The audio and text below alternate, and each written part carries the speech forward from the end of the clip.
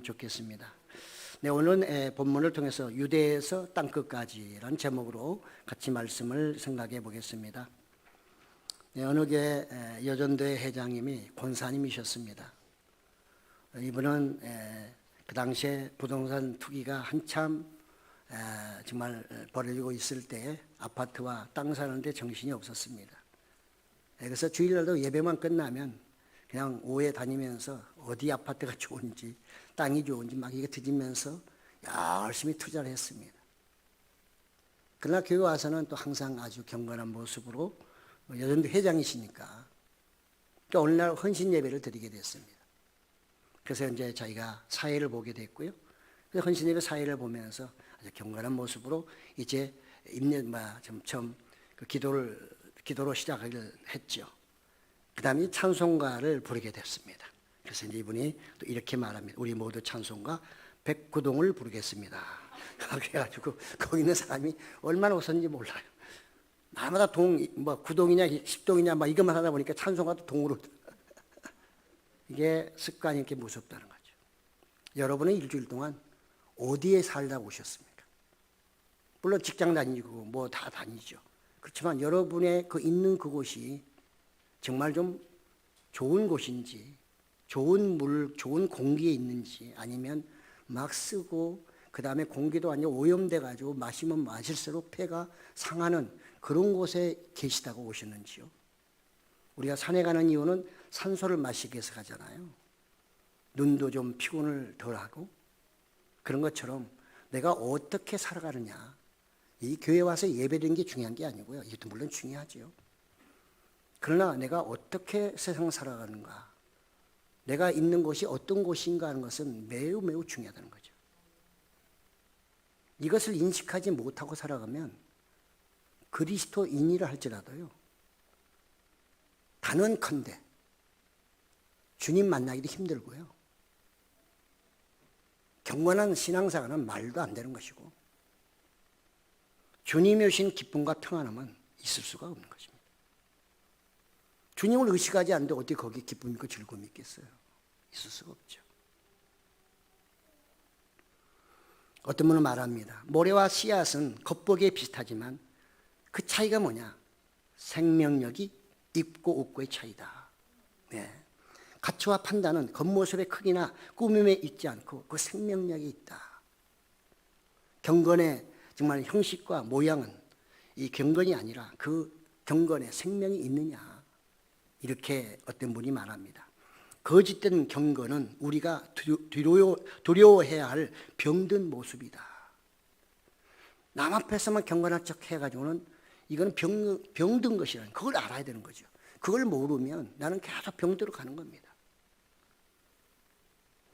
기독교라는 이름 하에 병들어 간다면 그건 안 되잖아요. 우리는 더 거룩해져야 되고, 더 아름다워져야 되고, 더 하나님께 영광을 돌려야 되고, 하나님이 주신 은혜와 기쁨 속에 살아가면서 뭐 영적인 것은 말할 필요도 없거니와 육적인 면에서도 좀 점점 뭔가 좀 달라져야 되지 않을까요? 근데 이것도 우리 마음대로 안 되는 거죠. 뭐 모든 게 우리 마음대로만 될 수 있다면, 내 생각대로 내 의지대로만 될 수 있다면 의지가 강한 사람, 열심히 사는 사람이 다 잘 살겠죠. 근데 우리 신앙인은 그렇지 않다는 거죠. 왜냐하면 우리의 주인은 이제 내가 아니라 바로 하나님이시고 예수님이기 때문에 그분의 의지에 따라 살아갈 때 우리는 복도 받고 은혜도 받고 칭찬도 받고 허락도 받지만, 그렇지 않게 되면 전혀 다른 길을 가게 되는 것이고요. 그러면 우리 안에는 뭐가 없다? 생명력이 없는 그런 신앙생활을 하게 되는 것이죠. 생명력이 없는 신앙생활에 무슨 힘이 있겠어요? 생기가 돌겠어요? 그 날마다 얼굴은 먹어도 힘이 없고 늘 핏기 없는 얼굴, 늘 창백하고 뭔가 절망, 좌절 속에 있는 그런 모습으로 살아간다고 하면 이건 아름다운 그리스도인이 아닐 수밖에 없고요. 또 경건하게 사는 것이 아니라는 것을 우리 분명히 알 수가 있습니다. 오늘 말씀은 간단합니다. 그 당시에 이 로마가 이 이스라엘을 다 정복하고 있었기 때문에 식민지입니다. 이 팔레스타인은 로마의 식민지예요. 오늘 백부장이라는 사람이 나옵니다. 그 백부장의 위치는 대단한 거죠. 우리는 그냥 성경을 슬그머니 읽어가지만 여러분 가만히 생각해 보세요. 이 백부장은 뭐 아무데나 있는 게 아니거든요. 이건 통치, 지배하는 나라이기 때문에 총독 하에 있습니다. 그러니까 많지가 않고요. 그건 예루살렘에도 주둔하는 일부가 있고요. 그래서 많지가 않습니다. 뭐 군인이 뭐 많이 필요합니까? 소요만 일어날 때 제한만 할 수 있으면 되기 때문에 그래서 곳곳에 있습니다. 예루살렘에도 있고요. 특히 예루살렘에는 특히 반란이 자주 일어날 수 있기 때문에 그러나 이제 지방은 조금 다르죠. 어쨌든 간에 가이사랴에 이 고넬료라는 백부장이 있었습니다. 가이사랴는 그 당시에 로마 식민지의 통치 중심부입니다. 총독이 거기에 주재하고 있었기 때문에요. 지난번에 성주소를 가봤더니 바닷가 바로 옆에 있어요. 지금도 조금 유적지는 많이 남아 있고요. 너무 좋습니다, 경치가. 물도 얼마나 파란지요. 그런데 뭐 당연히 좋은 데를 뭐 자기네가 잡고 있겠죠. 또 거리가 있잖아요. 함부로 문제가 되더라도 빨리 도망갈 수 있도록 바로 바닷가 옆에다가 이렇게 주둔하고 있어요. 여기는 또 경제, 또 여러 교통의 요충지도 합니다.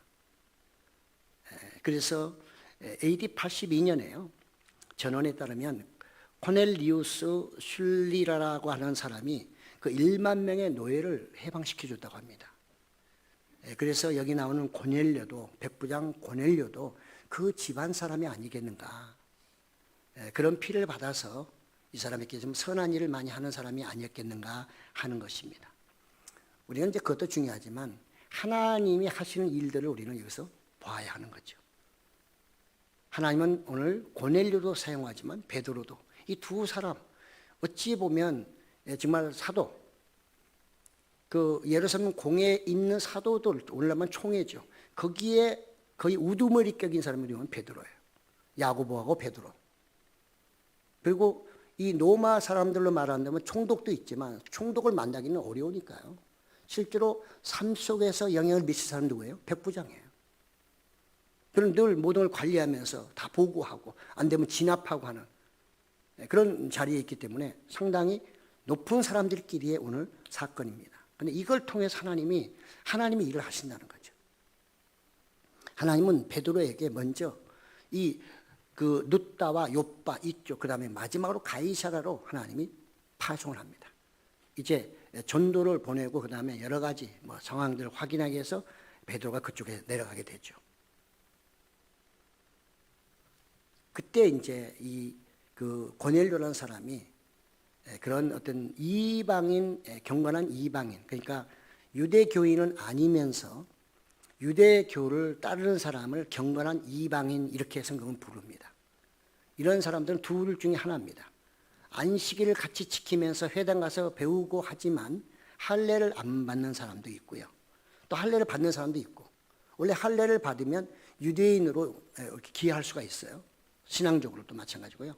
그러나 그 당시에는 보통 할례를 받지 않고 그냥 경건하게 유대법을 따라서 살아가는 사람도 있고 할례를 받고 살아가는 사람들, 뭐 둘 중에 하나죠. 이 고넬료도 바로 그런 사람입니다. 유대교법에 따라서 그 법을 지켜나가면서 회당에 다니고 할례를 받았는지 안 받았는지 모르겠으나 그런 신앙생활을 했기 때문에 오늘 그를 표현할 때 누가는 뭐라고 표현합니까? 그가 하나님을 경외했다. 원래 로마 사람들은 다신교예요. 다신교인이 이제는 일신교, 유일신으로 신앙이 개종된 겁니다. 이렇게 개종된 사람, 그래서 그는 하나님을 두려워합니다. 다른 신을 두려워하는 게 아니라 하나님을 두려워하는 사람. 우리 신앙생활에서 가장 경건의 제일 원칙이 뭐냐? 하나님을 두려워하는 사람입니다. 대부분 성경에 나오는 빌라도고 누구고 사람 두려워하다가 망했어요. 베드로도 사람 두려워하다가 나중에 혼나죠, 바울한테. 우리가 신앙사람에서 경건한 사람은 사람을 두려워해서 뭔가 행동하는 게 아니라 하나님을 경외하는 마음으로, 하나님을 두려워하는 마음으로 사는 이것이 먼저 내 신앙생활의 기준이 되는 것입니다. 그래야 쓸데없는 죄를 짓지 않습니다. 그리고 남을 보지 않아요. 하나님을 늘 보면서 그분께 뭐 억울하면 그분께 기도하고 필요하면 그분께 기도하고. 그래서 오늘 본문에도 보면 이 백부장은 기도하는 사람이에요. 하나님을 경외하고, 그 다음에 유대교인들은 원래 구제를 굉장히 중시 여기거든요. 그러니까 역시 그는 그 법을 배웠기 때문에 또 백부장이니까 나름대로 어느 정도 살 수 있는 사람이잖아요. 크게 부족함은 없었을 것입니다. 뭐 뇌물을 받기로 마음만 먹는다면 얼마든지 뇌물을 받고 봐줄 수 있는 그런 위치에 있던 사람입니다. 그때 그는 풍족할 수 있는데 그래서 그는 욕심부리지 않고 오히려 구제하는 일에 앞장섰고요. 그래서 많은 구제를 하게 되었고 그리고 기도하는 사람이었다. 참 신기합니다. 군인이 이 기도를 한다는 게 여러분 쉬운 것 같습니까? 군인은 딱딱합니다. 아마 여러분도 군대에서 남자분 해보셨지만 뭐 군대에서 자 우리 기도하자 막 주여해가면서 뭐 우리 통성으로 기도합시다 몇 분이나 할까요? 1, 2분 하면 끝이에요. 군인들은 그렇게 기도하려면 여력이 없어요. 근데 이 고넬료는 역시 경건한 사람 하나님을 알기 때문에 그는 그래서 늘 기도를 끊임없이 하는 사람이었습니다. 그래서 그는 경건을 유지할 수 있었던 거죠. 하나님이 쓰실 만한 적합한 사람이었던 것입니다. 바울이 하나님의 마음에 합함에 했듯이 이 신약 시대에 바로 이 고넬료가 하나님의 마음에 맞는 사람이었어요. 모든 사람이 하나님의 마음에 맞는 건 아닙니다. 마음에는 안 맞지만 하나님은 사랑의 하나님, 긍휼의 하나님이시기 때문에 봐주시는 거죠. 언제까지? 돌아올 때까지 봐주시는 것이지 다 합당하게 쓰임받는 건 아닙니다. 유대인들은 구제와 기도와 금식 이게 그들의 신앙생활의 3대 필수 조건이었어요. 그래서 고넬료도 현재는 유대교인이기 때문에 이렇게 기도도 또는 구제도 열심히 했던 사람. 뭐 하나님 경외하는 건 기본이니까요. 어느 날 그가 이 기도 중에 그러니까 지금 오전 9시 여기는 낮 우리 시간하면 오후 3시거든요. 6을 더해야 되니까요. 오후 3시니까 기도 시간입니다. 유대인은 하루에 3번 기도하거든요. 보통요. 이렇게 기도하는 시간이었기 때문에 그도 역시 시간을 내고 기도를 하다가 환상 중에 일배도 말씀드렸지만 저도 그 옛날 하늘날에 처음에 성령 받아가지고 신앙이 없을 때 믿음이 이제 세상에 많이 살다가 제가 다시 주님께 돌아가서 30살에 정말 새벽에 나가서 주님 보여달라고 늘 기도를 하다 보니 긍휼히 여기시고 그때 제가 성령을 체험하게 됐고요. 그래서 하나님이 확실히 계시다는 걸 믿고 그때부터 이제 성령의 죄를 치료하시니까 많이 받겠습니다. 놀랄 정도로 받겠습니다. 그래서 제 친구들 다 떠나고요. 저는 미쳤다고. 저거 예수 믿기 미쳤다고 제가 그런 소리까지 들었습니다. 두렵지 않았어요. 왜? 친구보다는 새벽에 가서 기도할 때 그분과 나의 대화가 너무 깊었기 때문에 그분이 매일매일 일어날 일들을 저한테 보여주시는 겁니다. 그러니까 하나님께 기도하지 않을 수 없죠. 그리고 그 젊은 나이에 새벽 기도 매같이 가서 1시간, 2시간 이게 사람의 힘으로 할 수 있습니까? 못해요. 돈 준대도 못합니다. 자동으로 일어나고 그때는 4시 반에 일어나서 보통 4시 반에 새벽 기도였거든요. 가면 한 2시간씩, 1시간씩. 그분과 대화할 때 그분이 주시는 그 은혜와 이거는 세상에 그동안에 제가 누리던 것과는 비교할 수 없는 그런 것이었습니다. 아마 고넬료도 그랬을 것 같아요. 그러니까 그 기도 속에는 무슨 내가 뭐가 되겠다 이런 것이 없어요. 그냥 늘 하나님의 감사하고 하나님의 뜻대로 살고자 하는 그런 열정적인 기도를 많이 하게 됐죠. 그러니까 하나님은 저를 붙잡아서 나중에 목사 만드시려고 그때부터 작업을 하셨던 것 같아요. 지금 와서 보니. 그때는 저는 목회자 된다는 생각도 꿈에도 생각하지 않았어요. 아니, 그리고 저는 도망다녔던 사람이에요. 이 고넬료에게 기도하는 고넬료, 백부장. 그가 기도할 때 환상 중에 지금 기도하고 있는 겁니다. 그 상황 속에 천사가 그에게 나타나서 고넬료야 할 때 얼마나 깜짝 놀랐겠어요. 열심히 기도하고 있는데 누가 불러도 깜짝 놀라는데 천사가 와서 자기 이름을 불러줄 때 이건 경험하지 않은 사람은 몰라요. 하나님을 만나보지 못한 분에게 하나님 만나보면 좋습니다. 백날 얘기해도 이건 전달이 안 돼요. 이건 내가 맛을 봐야 되니까. 맛을 보고 맛을 아는 뭐라고 그래요? 뭐 옛날에 그런 거 있었죠. 간장 선전할 때. 맛을 봐야 알지. 맛을 안 본 분에게 백날 설명해도 그거는 전달이 안 되는 거예요. 그러니까 하나님을 인격적으로 만난 분들은 제가 얘기하는 게 금방 흡수가 돼버려요. 그냥 고개 끄덕거리고, 혹시 그동안에 옛날에 만났는데 너무 오래돼가지고 그분 만난 지가 많이 잊어버렸어. 그러면 이런 예배를 드리고 이런 기도를, 말씀을 듣게 되면 금방 떠오르죠. 내가 그때를 잊어버리고 주여 용서하소서. 그냥 기도 나오는 거예요. 그러면서 회복이 금방 되는 거거든요. 하나님이 찾아오셨어요. 고넬료가 하나님을 만나게 해달라는 것이 아니라 고넬료가 이렇게 경건한 신앙생활을 열심히 하고 있을 때, 유대 법에 따라서 열심히 하고 있는 이 고넬료에게 하나님이 천사를 보내서 그를 찾아오셨단 말이죠. 그래서 이 고넬료는 백부장이잖아요. 100명의 부하를 거느린 사람이에요. 그러니까 이거는 100명의 일반적인 부대하고는 다른 거, 특수부대입니다. 쉽게 말하면. 그에게 와가지고 이렇게 부를 때 그런 두려운 마음도 생겼지만 역시 군인, 또 경건한 마음을 갖고 기도하던 사람이기 때문에 물어보죠. 천사에게. 무슨 일이십니까? 왜? 군인은 상부의 명령에 복종하는 사람이잖아요. 그렇기 때문에 물어보는 거예요. 제가 주님을 위해서 뭘 해야 됩니까? 주님 저한테 오셨는데 무슨 말씀하러 오셨나요? 이걸 물어봐요. 우리는 여기서 이 고넬료의 믿음이 얼마나 좋은 믿음인가 하는 걸 알 수 있고요. 그의 경건한 믿음에 추구하는 것이 무엇인가? 늘 주를 위해 살겠다는 거예요. 그가 백부장이고 로마 사람이고 그 다음에 여기를 지배하는 사람이지만 그는 지배하는 마음으로 거기 있질 않아요. 어떤지 도와주고 그들을 억누르는 게 아니라 그들에게 어떤지 자유를 최대한 주려고 하는 애쓰는 그런 백부장이었어요. 왜? 하나님을 두려워했기 때문에. 그래서 하나님의 뜻대로 살기를 원했고 하나님 기뻐하는 삶을 살기를 원했던 것이 바로 이 고넬료의 믿음이었습니다.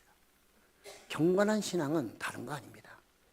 경건함이라는 것은 뭐 기도를 막 하루에 10시간 하고 뭐 구제 이것이 경건함의 조건이 아니고요.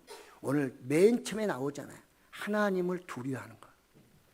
하나님이 나에게 주신 그 선까지 하는 게 그게 바로 하나님을 두려워하는 것이고요. 하나님을 인정하는 것이고 하나님을 사랑하는 것이고 그게 경건의 기준입니다. 그 이상을 넘어버리면 이미 그건 경건이 아니에요. 그 이상을 넘어버리면 그때부터 내가 하나님이 되는 것입니다. 경계를 넘어버리면 내가 하나님이 되는 거예요. 얼마나 무서운지 아십니까? 그래서 교만이 제일 무서운 거죠. 그냥 교만이 오질 않죠. 하나님이 은혜를 주시고 능력을 행하게 하고 그때 그 선을 넘어버리면 그때부터 교만한 자가 되는 것이고 자기가 신이 되면 절대 누구 말을 듣지 않습니다. 하나님과 관계없는 신앙이죠. 사람들이 볼 때는 대단히 믿음이 좋은 것 같으나 하나님이 보실 때는 인정할 수 없는 신앙인. 지금 천사가 이 고넬료의 그 물음에 이렇게 답해 주죠. 4절에 보니까 내 기도와 구제가 하나님 앞에 상달되어 기억하신 바가 되었다. 그렇습니다. 우리의 모든 것은요, 하나님께 기억되어야지 사람에게 기억되면 안 돼요. 하나님께 먼저 기억되는 것이 되어야 그 다음에 사람들에게도 기억될 수밖에 없는 것이고요. 그래야 그것이 복의 근원이 되는 것입니다. 사람에게 내가 잘 보이고 사람들에게 기억되는 일을 하려고 하면 거기는 뭐예요? 수단이 동원되게 되는 것이고 자기의 좋지 않은 여러 가지 방법들이 동원되게 되는 것이거든요. 속이기도 해야 되고 위장하기도 하고 변장하기도 하고. 그러나 이건 하나님 앞에서는 절대 통과할 수 없는 것들입니다. 아마 고넬료는 이 천사의 이 말, 너의 그 구제와 기도가 하늘에 상달되고 기억됐다는 이 말을 듣는 순간에 그는 아마 표현할 수 없는 그런 기쁨이 있었을 거예요. 저도 많이는 아니지만 그런 주의 음성을 들어본 적도 있고 또 하나님의 그 임재함을 느껴본 적이 있습니다. 그때 그 기쁨이란 건 말로 표현할 수 없습니다. 말로 표현할 수 없어요. 이 고넬료도 반드시 그랬을 것입니다. 우리는 여기서 잠깐 생각해 보면 고넬료가 어느 정도 위치에 있을까? 조금 우리가 폭넓게 생각한다면 우리가 가인과 아벨의 제사가 있잖아요. 가인과 아벨의 제사. 가인은 자기의 재물을 안 받아준다고 동생을 죽여버렸어요. 재물을 드리고 하나님께 제사를 드리면 얼마나 경건한 모습으로 갔을까요? 자기 재물을 안 받아준다고 하나님께 항의하더니 그 다음에 동생을 죽여버렸어요. 지금 이 상태에서 많은 유대인들이 있어요. 하나님을 잘 섬긴다고 말하는 경건한 유대인들. 그들이 다 누구와 같은 제물을 드리고 있는 거예요? 가인과 같은 제물을 드리고 있는 것입니다. 그 중에 누가? 아벨 같은 제물이 바로 고넬료라는 거예요. 오늘날 우리가요, 신앙생활, 기독인으로 신앙생활을 한다고 하지만 하나님이 보실 때 경건하지 못하고 우리의 모든 것이 하나님께 기억되지 않는다면 우리의 예배는 헛 예배가 되는 것이고 가인이 드리는 예배와 별 차이가 없습니다. 우리가 말로는 신령과 진리로 말을 하지만 이 신령과 진리가 여기서만 잠시 이루어지고 세상 나가버리면, 문 밖에 나가면 완전히 나쁜 행동을 하며 살아간다면 그것이 여기서 와서 잠깐 예배되는 것이고 어찌 그것이 경건한 예배가 되며 하나님이 받으실 만한 예배가 되겠습니까? 그래서 어떤 분은 말하죠. 진정한 예배는, 신령과 진리를 드리는 진정한 예배는 예배 드리고 밖에 문을 나가는 순간부터 그때 드려지는 예배가 진짜 예배다, 이런 얘기합니다. 여기서는 듣고 이렇게 해야 된다, 교육받았으니, 가르침을 받았으니 밖에 나가서 그렇게 사는 것이, 그것이 진정한 신령과 진리로 드려지는 예배고 삶이다. 그래서 하나님 기뻐하시는 예배가 되어야 된다, 이렇게 말씀하시는 분도 계십니다. 우리는 이 고넬료가 참으로 너무나도 유대인들과 대조되는, 그는 이방인입니다. 유대인이 아니고 이방인이에요. 그는 이방인으로서 지금 자기가 생각할 때 가장 좋다고 생각하는 이 유대법을 지키고 있는 것입니다. 그런데 하나님은 지금 그의 기도, 그의 구제, 하나님을 경외하는 이 모든 걸 보면서 너무 마음에 기쁘셨던 거죠. 그래서 천사를 보내시고 하나님이 그에게 선물을 주시겠다고 말씀하신 거죠. 뭐든지 우리는요, 신앙인들은, 세상 사람은 그렇게 살지 못하지만 우리 믿는 사람은 하나님이 주셔야 돼요.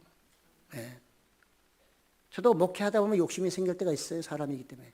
그때마다 또 빨리 깨닫고 회개하고, 하나님이 부어주셔야 은혜도, 은혜수는 설교도 하는 것이고 교회도 채워진 것이지. 하나님이 너는 이 정도만 해, 그러면 거기서 만족하게 해야 되는 것입니다. 그걸 더 막 오버시키면, 수단과 방법을 안 가리고 하면 사람만 채워주실지 모르겠으나 하나님께 기억되지 않습니다. 고넬료는 하나님께 기억된 사람, 그의 선행도 그의 기도도 하나님께 기억된 사람. 그래서 하나님이 그에게 이제는 이번엔 내 차례다, 네가 나를 위해서 그렇게 열심히 살아줬으니 내가 너에게 선물을 주겠다 해서 천사를 보냈고, 그에게 뭐라고 얘기합니까? 무슨 내용은 없어요. 그런데 지금 말이지, 그 무두장이 가죽을 만지는 피역회사죠. 오늘날 말하면 그 집에, 지금 요바에 있는 그 집에 정말 그 베드로라는 사람이 지금 와 있다. 그 바닷가 옆에 있다. 성령은 얼마나 자세하게 알려준지 몰라요. 실수하지 않도록. 거기 가서 그 베드로를 초청해라, 이렇게 하고 천사가 떠나버렸어요. 여러분 같으면, 여러분이 그런 환상을 통해 주의 음성을 들었을 때 알지도 못하는 사람, 여기서 거기까지 몇 킬로인지 아세요? 베드로가 있는 데 가려면 50km예요. 걸어서 가면 10시간 걸리는 코스입니다. 우리 보통 10리 간다고 그러죠, 하루에. 그 10시간 더 걸릴 수 있는 거죠. 더운 나라니까. 그러면 우리가 고넬료처럼 경건한 사람 하나 뽑고, 왜 그래야지 끝까지 갈 거 아니에요. 그 다음에 그 부하 2사람 뽑아 3사람을 불러가고, 야, 거기가 어디 가면 사람이 있댄다, 가서 그 사람 초청해와, 할 수 있을 것 같습니까? 쉽지 않습니다. 경건한 신앙생활하고 하나님의 말씀에, 하나님의 그 소리에 절대적인 신뢰를 갖고 있고 그분의 말씀을 정말로 믿음으로 갖고 나갔던 사람이나 그런 경험이 있던 사람이나 할 수 있는 것이지, 이거 아무한테나 해가지고는 되지 않아요. 하나님이 이미 그가 그렇게 쓰임받을 만한 그릇이 됐기 때문에 천사를 보내서 그에게 지금 큰 일을 하시기를 원했던 거죠. 그래서 베드로를 초청하라는 거예요. 그는 천사가 떠나자마자 머뭇거리지도 않고 딴 생각하지도 않고 생각해보지도 않고 그냥 무조건 불러서 설명해주고, 어디 가면 이런 사람이 있다니 가서 초청해서 그분을 모시고 와라, 이렇게 보내버린 거예요. 우리는 이제 그 뒤에 쭉 내용을 보면 하나님은 반드시 일하실 때 한 사람에게만 말씀하지 않습니다. 베드로에게도 역시 말씀하시죠. 베드로 한번 볼까요? 베드로가 옥상에서 기도하다가 뭐가 보자기에서 내려오는데 보니까 뭘 이거 잡아 먹으려는 거 보니까는 정말 부정한 짐승들이에요. 그래서 뭐라 합니까? 주여, 주님은 내가 누군지를 아시지 않습니까? 제가 어떻게 이렇게 부정한 것을 잡아 먹을 수 있습니까? 못 잡아 먹습니다. 3번씩이나 그랬죠. 베드로는 주의 정말 예수님의 제자 중에 제자예요. 사도예요. 성령을 받은 사람이에요. 그런데도 환상을 통해서 보여주면 아멘 할렐루야가 아니에요. 아닙니다 주여. 자기 생각대로 막 거부해요. 하나님 부정해버려요. 이 베드로예요. 그가 예수님 살아생전에도 3번씩이나 예수님 모른다고 부정하잖아요. 제가 어찌 주님을 따르겠습니까? 다른 제자들은 다 도망가더라도 저는 끝까지 목숨을 내 주님 스승을 내가 보호하겠습니다 했던 베드로가 십자가 앞에서는 3번씩이나 부인하잖아요. 역시 성령을 받아도 하나님의 환상 통해서 그 이방인을 구하라는 그것을 이해를 못하니까 주여, 내가 어떻게 이걸 잡아먹습니까? 나는 거룩한 사람, 경건한 하나님의 백성 유대인인데 저보고 이걸 먹으시라뇨. 하나님이 깨끗하게 했다고 해도 안 먹으려고 그래. 너무나 고넬료하고 베드로하고 대조가 되지 않습니까? 네. 우리의 믿음이 베드로 같은 믿음이에요. 고넬료만 또 못할 때가 많은 거죠. 그는 이방인이에요. 그는 백부장이에요. 그렇게 신앙생활 안 해도 충분한 사람이에요. 그런데 그는 하나님을 두려워했단 말이에요. 경외했단 말이에요. 하나님을 만난 사람이라는 뜻이죠. 그래서 하나님은 이 정말 열심히 유대계법에 따라서 신앙생활하는 이 고넬료를 이제 공일히 여기시고 그에게 진정한 선물을 주시기를 원하고, 그래서 천사를 부르시고 베드로를 초청해서 직접 하나님이 주신 것이 아니라 베드로를 초청해서 이제 그 집에서 말씀을 듣게 하는 거예요. 베드로는 그렇게 아닙니다 하고 환상에서 깼을 때 이게 또 뭐야 할 때 누가 와서 문을 두드리기잖아요. 그 고넬료가 보낸 사람이 문을 두드리니까 이게 그거였나 보다 해서 따라가게 되잖아요. 왜? 그들이 설명해 줬으니까. 우리 주인이 이런 사람인데요, 기도하다가 하나님이 이렇게 말씀하셔서 지금 찾아와서 당신을 초청해서 왔으니 우리와 같이 가주셔야 되겠습니다. 그러니까 베드로도 환상을 통해서 보았잖아요. 그러니까 거부할 수 없는 거죠. 하나님은 다 성령 안에서 이렇게 주선하시면서 두 사람을 만나게 해주는 것. 그러니까 모든 건 하나님이 시작하시고 그분이 마무리하신다. 그래서 나는 알파와 오메가 이렇게 말씀하시잖아요. 베드로는 순종해서 갔고 가서 말씀을 전할 때 이 말씀을 듣던 그와 그 가족들이 거기서 성령이 임해버린 거예요. 이방인은 성령이 임하지 않을 거라고 생각했던 사도들이었어요. 베드로도 마찬가지였어요. 그런데 그때 성령이 임하고, 그래서 거기에서 베드로 감동받고 자기도 성령 받아본 적이 있잖아요. 그러니까 즉시로 세례를 다 주게 되죠. 순종함으로 인해서 이제는 고넬료, 경건한 이방인이 이제는 거기서 기독인으로 바뀌게 되는 것이고, 그 예루살렘의 조망만한 교회, 십자가에서 출발한 이 기독교가 이제는 그들을 지배하는 대로마 제국, 그 제국으로 복음이 들어가는 그 교두보 역할을 누가 했느냐? 고넬료를 통해서 했다는 거죠. 그가 어떤 사람이기 때문에? 경건한 사람이기 때문에. 이거를 그들이 억지로 하려고 될까요? 억지로 한다 될 수가 없습니다. 그들은 예수님의 땅끝까지 일어나의 증인이라는 말씀을 왜 기억 못하겠어요? 그걸 놓고 얼마나 기도를 많이 했을까요? 그러면서도 한편은 두렵고 또 한편 길이 없는 거예요. 근데 하나님이 그 길을 이렇게 열어놓게 되니까 그 말씀이 자동적으로 이제는 이방인에게 넘어가게 되고, 또 하나는 이 사도들은 기본적으로 이방인들을 무시했어요. 유대인들이기 때문에. 그 배타적이고 민족적이고 그게 남아있는 거예요. 요나처럼 어찌 보면 사도들이 예수님의 말씀을 알았습니다.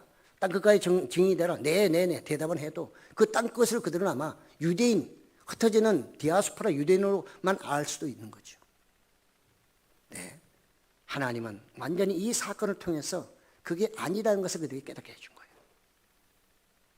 나중에 베드로가 예루살렘에 돌아갑니다. 본부에서 난리가 나버렸어요. 아니,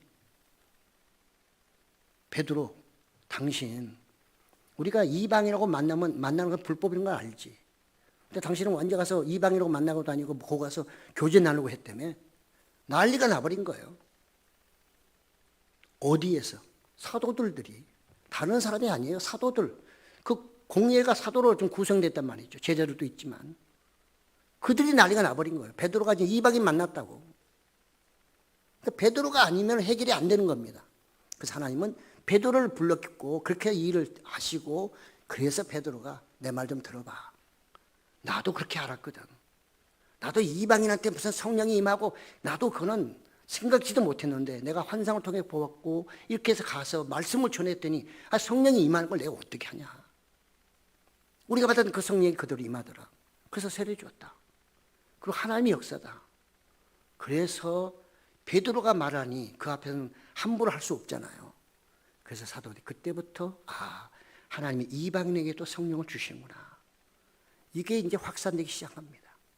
그러니까 아무리 복음이 전파된다 해도 사도들의 생각이 유대 생각으로 갇혀져 있으면, 이방인이 아니라 유대인에게만 복음을 전하는 그것으로 갇혀버렸다면 이 복음은 이방 땅에 갈 수가 없는 거예요. 그래서 오늘 제목이 유대로부터 땅끝까지입니다.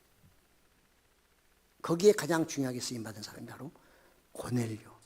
그 사람의 사회적 신분, 그의 믿음, 그리고 그가 유대 교인으로 지금 하고 있기 때문에 기독교로 개종함으로써 많은 유대인에게 얼마나 많은 영향을 미칠까요? 그런 모든 걸 감안해서 하나님은 그를 사용해서 정말 예수님의 그 명령대로 땅끝까지 이르러 나의 증인이라. 그것도 누가 하신 거예요? 성령님이. 사람이 한 게 아닙니다. 성령님이 그 사람들을 통해서 일하신 것입니다. 이렇게 해서 복음이 점점 확장되는 걸 볼 수가 있죠. 네, 그렇습니다. 오늘 우리는 이 말씀을 통해서 내가 왜 경건해야 되느냐, 이 시대에 내가 왜 경건하게 살아야 되느냐 하는 이유가 바로 여기 있는 겁니다. 경건은 하나님을 기쁘시게 하는 것이고, 이 땅에 내가 태어나서 살아가면서 기독인이라면 좀 그래도 멋있게 아름답게 쓰임받다 가는 게 좋을 거 아니겠습니까? 네, 그걸 통해서 우리는 하나님께 영광을 돌리시는 것이고, 그걸 통해서 하나님이 기뻐하실 것이고, 그걸 통해서 믿음의 발자국을 남기는 거죠. 네. 오늘 말씀을 통해 몇 가지만 정리합니다. 오늘 우리에게 주는 교훈은 무엇일까? 첫째, 하나님은 경건한 사람을 사용하신다. 이미 제가 충분히 말씀드렸으니까. 이방인이고 누구고 간에 이 사건을 통해서 이제는 구원이라고 하는 게 공동체 구원이 아니다. 그냥 이스라엘 다 구원받는 거야. 언약의 백성. 왜냐하면 유대인들은 다 공동체거든. 하나예요. 한 사람도 하나고 다도 하나예요. 그래서 그들은 언약의 공동체로서 하나님의 구원의 어떤 그 백성으로서 약속을 하신 백성인데, 이제는 성령이 오신 이후에, 예수 그리스도가 이 땅에 오신 이후에는 이제는 공동체로 구원이 아니라 개인에 따라 구원을 받을 수 있다. 그래서 고넬료를 통해서 하나님의 구원의 방법을 새롭게 열어주고 있는 것입니다. 그래서 오늘날 우리는 교회가 구원받는 말을 안 하죠. 그 교회가 아무리 성령 충만해도, 능력이 충만하고 기적이 나타난다 할지라도 내가 그 교회에 다니기 때문에 구원받는 게 아니에요. 내가 그런 신앙을 갖고 있고 그런 구원을 받을 수 있는 예수 그리스도를 믿고 신앙생활을 제대로 하고 있느냐에 따라서 구원받고 못 받고 하는 것이지, 내가 그런 교회에 다니기 때문에 구원받는 게 아니란 말이죠. 이 사건이 바로 그런 겁니다. 고넬료 사건이라는 것은 단순한 사건이 아니에요. 이는 우리 교회 역사에서 매우 중요한 것이고요. 완전히 전환점이 되는 것입니다. 공동체에서 개인으로, 그 다음에 유대교에서 기독교로, 구원은 이제 여기로부터 시작된다는 것을 분명하게 보여주는 사건이라고 할 수가 있는 것이고, 특히 이방인에 대한 하나님의 그 앞으로의 계획이 얼마나 큰지 하는 것을 우리에게 보여주고 있다. 이렇게 볼 수가 있는 것입니다. 이 사건을 통해서 정말 세계 복음의 문이 열려지게 된 것이고요. 유대인의 그런 배타적이고 또 세습적인 또는 민족적인, 그리고 너무 모든 것에 대해서 정말 뭐랄까, 그 언약에 매어가지고 또는 율법에 매어서 사는 그들에게 이제는 새로운 길을 열어주는 귀한 사건이 되었다고 하는 것입니다. 두 번째, 기도는 하나님의 음성을 듣는 한 나인입니다. 아시죠? 한 나인은 뜨거운 선이에요. 그냥 영어로 풀면 그렇죠. 그러나 그것은 뭡니까? 정상끼리 서로 통하는 것을 핫나인이라고 합니다. 정상끼리. 왜 정상끼리 통할까? 이거는 아주 긴박한 사항, 굉장히 중요한 사건일 때는 대통령끼리 통화합니다. 만약에 나라에 정말 큰 재해가 생겼다든가 전쟁이 일어났다든가 그러면 서로 간에 어떤 도움이 필요할 때 그 서로 간에 하는 게 뭐예요? 이거 핫나인이라고 그래요. 하나님과 우리의 핫나인은 바로 기도라고 하는 것입니다. 기도하지 않고는 주의 음성을 들을 수가 없습니다. 그래서 끊임없이 기도를 해야 됩니다. 시간을 정해놓고도 할 수 있고 무릎 꿇고도 할 수 있고 그렇지만 늘 마음속에 주님을 생각하는 그것이 어찌 보면 가장 정말 하나님이 좋아하시는 기뻐하시는 그런 기도라고 생각할 수가 있습니다. 세 번째로 하나님은 우리의 선행을 늘 기억하십니다. 사람을 보고 하면 그것은 거래입니다. 내가 뭘 선행하면서 이거 하면 뭘 주겠지 하는 것은 이건 거래예요. 하나님과 우리의 관계는 거래 관계가 아니라 정말 관계입니다. 관계 속에서 하나님이 나의 주인이고 나는 그의 정말 신하고 하나님은 나의 아버지 나는 그의 자녀고 하나님이 나에게 모든 걸 주셨기 때문에 나는 그걸 가지고 쓴다고 하는 이런 관계성 속에서 우리가 선행을 해야 하는 것이죠. 그 선행을 다내면 하늘에 쌓게 하시고요. 그래서 오늘 고넬료에게도 그런 선행을 했을 때 하나님이 기억하시고 그에게 성령과 또 나가 말씀과 세례를 주심으로 진정한 기독인이 무엇인지 구원이 무엇인지를 그에게 맛보게 해주신 것입니다. 그렇습니다. 우리는 기독인으로서 선행은 마땅히 해야 됩니다. 그러나 그것이 다는 아니고요. 그것이 경건의 조건도 아닙니다. 그러나 경건한 사람이라면 이제 구제 활동도 당연히 하게 돼 있죠. 그래서 이것도 우리가 등한시해서는 안 되는 우리가 해야 될 일이다. 우리는 이 땅의 선행이 하늘에 쌓이고 또 그것이 다시 우리에게도 주어진다는 사실도 우리는 믿어 의심치 않습니다. 마지막으로 하나님의 말씀에 순종할 때 이적이 일어납니다. 신앙은 첫째도 둘째도 순종입니다. 왜냐하면 내가 순종한다는 것은 단순한 순종이 아닙니다. 내가 하나님의 말씀에 순종한다는 것은 하나님이 뛰어난 분이셔요. 창조주. 나보다 월등히 뛰어나신 분이 지혜도 마찬가지, 능력도 마찬가지. 그리고 그분은 그 뛰어난 능력과 또 나가서 지혜를 가지고 우리를 엄청나게 사랑하신다는 거거든요. 사랑하기 때문에 이걸 하라는 것입니다. 그러면 너는 내가 시키는 대로 하기만 하면 너는 복받고 행복하게 즐겁게 평안하게 살 수 있어. 그게 하나님의 말씀이 그래서 순종하라는 거거든요. 하나님의 순종하라 하실 때 나쁜 길, 망하게 하기에 순종하는 것이 절대 아니잖아요.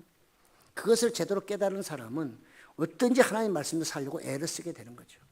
그런 율법주의가 아니라 하나님의 은혜를 깨달은 사람이 하나님의 말씀대로 살아갈 때 거기서 이 땅에서 얻는 것도 많지만 하나님의 나라에서 영생을 누리는 것을 말할 것도 없거니와 또 그것이 바로 하나님이 가장 기쁘게 해드리는 것입니다. 오늘 우리가 신앙생활하면서 내가 하는 것이 하나님을 기쁘시게 하는 신앙생활이라면 그건 경건한 신앙생활입니다. 그러나 내가 하는 모든 것이 하나님을 기쁘시게 하는 게 아니라 내 기분, 나를 기쁘게 하고 내 마음에 맞기 때문에 내가 좋아하기 때문에만 모든 걸 한다면 그건 이미 내가 신의 자리에 있는 것이죠. 내가 신이고 하나님은 내 밑에 계신 것이죠. 필요할 때만 하나님은 신이라고 말하고 그 외에는 자기가 신으로 존재하는 것입니다. 많은 유대인들이 그랬습니다. 예수님의 제자들도 처음에는 그런 자리에 갔다가 다시 깨닫고 돌아왔죠. 사랑하는 성도 여러분, 시대가 참 악합니다. 하나님의 말씀을 읽는 것도 힘들어진 시대, 그걸 믿는다는 건 더 기적적인 시대, 하나님의 은혜가 아니고는 믿을 수도 읽을 수도 없는 시대가 와버렸습니다. 거기다 순종한다고요? 이거는 하나님의 절대적인 간섭이 있을 때만 가능한 것입니다. 그러니 우리가 뭐 해야 되겠어요? 주여, 나로 이 시대에 힘들고 어렵지만 아브라함, 이삭, 야곱처럼 하나님을 기대하며 하나님을 의지하고 그래서 늘 순종할 수 있는 믿음을 달라고 늘 기도하는 것이 우리에게는 너무너무 필수적인 것입니다.